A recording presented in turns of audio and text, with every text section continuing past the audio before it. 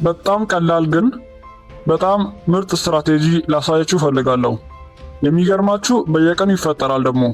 በመጀመሪያ በሃይ ታይም ፍሬም የማርኬቱን ስትራክቸር ተረዱት።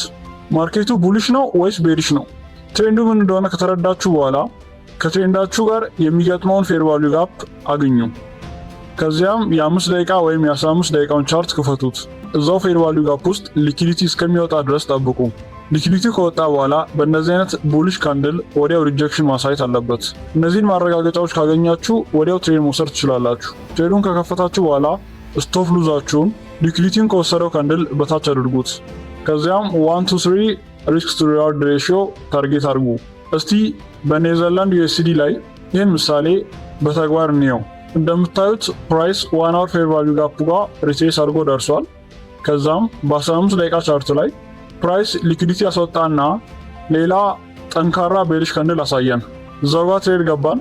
በፍጥነት ወደ ታርጌታችን ሄደ። እንዲህ በቀላሉ ፎሬክስ መማር የምትፈልጉ ከሆነ ፎሎ አድርጉኝ። የቴሌግራም ቻናሌንም ተቀላቀሉ።